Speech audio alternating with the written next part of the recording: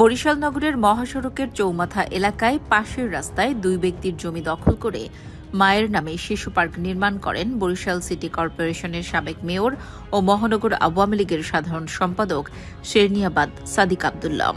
৮ কোটি টাকা ব্যয়ে অপরিকল্পিতভাবে পার্কটি করে অর্থ অপচয় করা হয়েছে। সড়কের এই অংশ সড়ক ও জনপদের আওতায় থাকলেও সংস্থাটির কারও অনুমতি নেওয়া হয়নি। ফলে ব্যস্ততম মহাসড়কের পাশে পার্ক নির্মাণের যৌক্তিকতা নিয়ে শুরু থেকে প্রশ্ন তুলেছেন নগরবাসী, কিন্তু তাতে কোনো কর্ণপাত করেননি সাদিক আব্দুল্লাহ। পাত্তা দেননি কারও কোনো কথার। নিজের ক্ষমতা এবং একনায়কতন্ত্র দিয়ে সব সিদ্ধান্ত একাই নিয়েছেন। সিটি মেয়র থাকাকালে জনগণের টাকায় মায়ের নামে পার্কটি করেন সাদিক আব্দুল্লাহ, যেটি এখন সেখানে নিত্য যানজট আর দুর্ঘটনার বড় কারণ। সেখানে না হয় পার্ক তৈরির উদ্যোগ নিয়েছিলেন সাদিক, কিন্তু বরিশালের এমন অর্ধশতাধিক প্রতিষ্ঠান রয়েছে যেখানে ছিঁটে ফোটাও অবদান নেই সাদিক বা তার বাবা হাসানাত আব্দুল্লাহ বা তার পরিবারের কোনো সদস্যের, কিন্তু এগুলো তাদের নামে।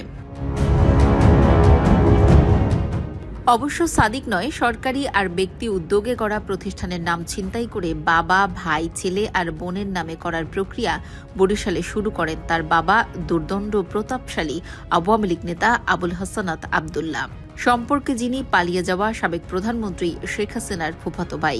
যদিও এই নামকরণে শেখ মুজিবুর রহমান বা মুজিব পরিবারের কাউকেই তালিকায় রাখেননি তিনি।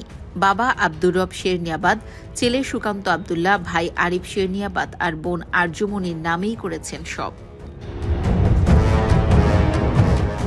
এমনও হয়েছে যে সরকারি কাগজপত্রে এক নাম লেখা থাকলেও জোর করে সেখানে বাবার নামের সাইনবোর্ড দিয়েছেন বসিয়ে।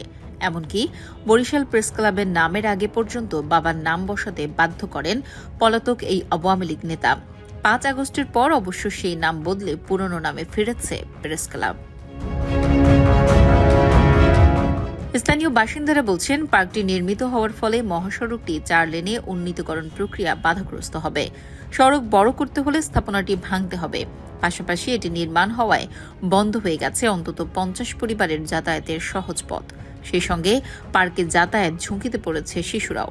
জানা গেছে, সওজের আওতাধীন ঢাকা-কুয়াকাটা জাতীয় মহাসড়কটির প্রায় ১১ কিলোমিটার অংশ বরিশাল নগরের মধ্য দিয়ে গেছে। ভাঙ্গা থেকে কুয়াকাটা পর্যন্ত ২ লেনের জাতীয় এই মহাসড়ক ৪ লেনে উন্নীত হওয়ার কথা আছে। এই প্রকল্পের আওতায় এই অংশও রয়েছে, ফলে পার্ক অপসারণ করতে হবে।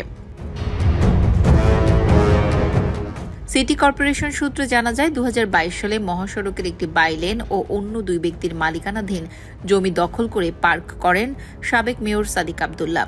মৃত মায়ের নাম অনুসারে এটির নামকরণ করেন বীর মুক্তিযোদ্ধা শাহানারা বেগম পার্ক। ওই বছরের ৮ ডিসেম্বর ক্ষমতার জোরে দ্রুত সময়ের মধ্যে নির্মাণ শেষ করে তৎকালীন জেলা প্রশাসক ও পুলিশ কমিশনারকে সঙ্গে নিয়ে দোয়া মোনাজাতের মধ্য দিয়ে পার্কের উদ্বোধন করেন শেরনিয়াবাদ সাদিক আব্দুল্লাহ।